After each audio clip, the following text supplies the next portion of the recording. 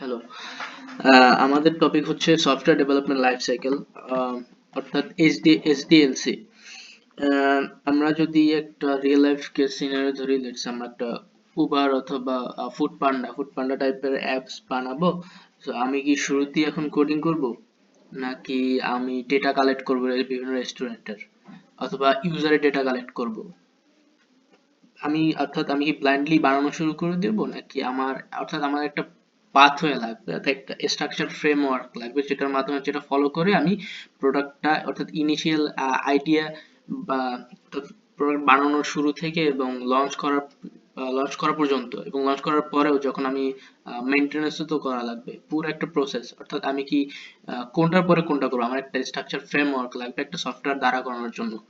তো এইটাই হচ্ছে সফটওয়্যার ডেভেলপমেন্ট লাইফ সাইকেল, অর্থাৎ একটা পুরো সফটওয়্যারের লাইফ সাইকেল। এই লাইফ সাইকেল একটা ফ্রেমওয়ার্ক বেসিক্যালি। এখানে প্লাস অর মাইনাস 6টা অথবা 7টা ধাপ আছে। ধাপ আছে ধাপ আছে শুরুতে যে ধাপটা আছে সেটা হচ্ছে প্ল্যানিং অ্যান্ড রিকোয়ারমেন্ট অ্যানালাইসিস। অর্থাৎ এই ধাপে আমরা জানতে পারি যে উম, অর্থাৎ চাহিদা, ইউজারের চাহিদা হইতে পারে, অথবা আমরা যা স্টেক হোল্ডার আছে, সিনিয়র ইঞ্জিনিয়ার, প্রজেক্ট ম্যানেজার ইত্যাদি ইত্যাদি, তাদেরকে প্রত্যেকে এক জায়গায় বসা, তাদেরকে নিয়ে, এবং আলোচনা করা যে আমাদের কি লাগবে, সফটওয়্যার আমাদের কি সুবিধা দিতে পারে, অর্থাৎ সফটওয়্যার কি আউটপুট দিতে পারে। এরপরে আমাদের যে ইউজার, সে কি কি সুবিধা পাবে। Let's say খাবার অর্ডার করতে পারবে, সে এটার মাধ্যমে পেমেন্ট করতে পারবে, বিভিন্ন শপিং এর ফিচার্স অ্যাড করতে পারে, ইত্যাদি ইত্যাদি। কি কি ফিচার্স থাকবে, অর্থাৎ একদম ইনিশিয়াল আইডিয়া কি কি থাকবে অ্যাপস এর ভিতরে, অর্থাৎ অ্যাপস এর একটা ব্লুপ্রিন্ট হিসেবে আমরা এই ফেজটাকে ধারণা করতে পারি। এরপরে এই যে আমরা যে পুরো ধারণাটা করলাম একসাথে বসে, এটা একটা আমাদের লিখিত ডকুমেন্ট লাগবে। এটা হচ্ছে এসআরএস ডকুমেন্ট, যেটা হচ্ছে সফটওয়্যার রিকোয়ারমেন্ট স্পেসিফিকেশন।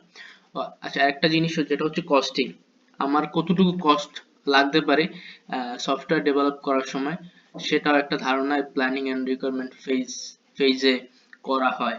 কারণ আমি তো ব্লাইন্ডলি, পরে দেখা গেল যে সফটওয়্যার বানাতে গেছি, পরে আমার বাজেট অনেক বেশি হয়ে গিয়েছে, যেটা আমি অ্যাফোর্ড করতে পারতেছি না।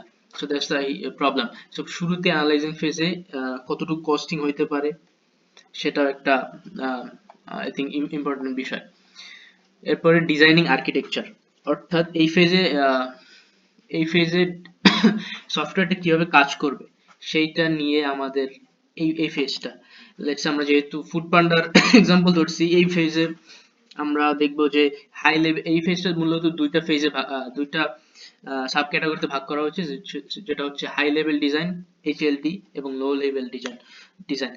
হাই লেভেল ডিজাইনে মূলত আলোচনা করা হয় যে অ্যাপটার আর্কিটেকচার নিয়ে, ফ্রন্ট এন্ড হইতে পারে, ব্যাক এন্ড হইতে পারে, UI UX design, server database, এরপর এপিআই কানেকশন, ইত্যাদি ইত্যাদি। High level designing. Low level ডিজাইনে লজিক নিয়ে কাজ করবো, আমরা প্রত্যেকটা মডিউল কিভাবে কাজ করতেছে, লেটস সে ইউজার কিভাবে লগ ইন করবে, তারা কি গুগলের মাধ্যমে লগ ইন করবে, নাকি তাদের ডেটা আমাদের সার্ভারে স্টোর হবে। এরপরে পেমেন্ট আছে, পেমেন্ট একটা ইম্পর্টেন্ট সাবজেক্ট বিষয়। আমরা মোবাইল ব্যাংকিং অ্যাড করব, বিকাশ, নগদ, ইত্যাদি ইত্যাদি এর মাধ্যমে। এরপরে আছে আমাদের মেইন ফেজ, ডেভেলপমেন্ট ফেজ। আমরা উপরে যতগুলো যা আলোচনা করলাম, অর্থাৎ আমার যে যে নিড, এটা এখন ফুলফিল করার জন্য বা এটা এক্সিকিউট করার জন্য, এবং যে আমাদের প্রবলেমটা দাঁড়াইছে, এটা যেটা আমি সলভ করতে চাচ্ছি, সেটা এই ডেভেলপমেন্ট ফেজে সলভ করা হবে, যেটা হচ্ছে development phase.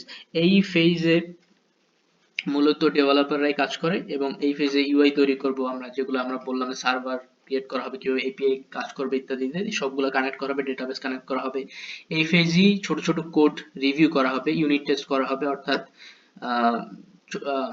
Code code run করতেছে কিনা, কোড কাজ করতেছে কিনা, সফটওয়্যারের কোনো বাগ দেখা দিচ্ছে কিনা, ছোট ছোট প্রবলেম এই ফেজই। এরপরে আসে আমাদের টেস্টিং ফেজ।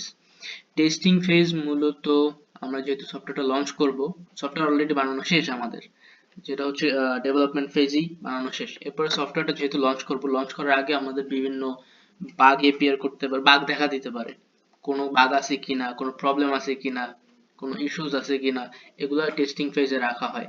অর্থাৎ বেসিক্যালি আমরা সফটওয়্যারটাকে একটা প্রেসারের ভিতরে রাখবো, যত ওয়েতে পারা যায়। অর্থাৎ ইউজার, আমাদের মাথায় কেস সিনারিও রাখতে হবে যে ইউজার কিভাবে, কেস সিনারিও রাখতে হবে যে ইউজার কিভাবে এটাকে ইউজ করতে পারে এবং কি কি প্রবলেম অ্যাপিয়ার করতে পারে সেই অনুযায়ী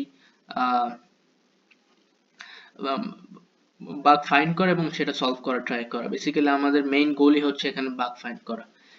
এরপরের ফেজটা হচ্ছে ডেভেলপমেন্ট ফেজ, অর্থাৎ আমরা যেটা বানাইছি এটা ইউজারের কাছে আহ, হাতে পৌঁছে দেওয়া। এটা হইতে পারে লেটস সে অ্যাপ স্টোর অথবা প্লে স্টোরের মাধ্যমে আমরা ইউজার হাতে পৌঁছে দিতে পারি। এরপরে যেটা হচ্ছে আমাদের মেইনটেনেন্স ফেজ। এই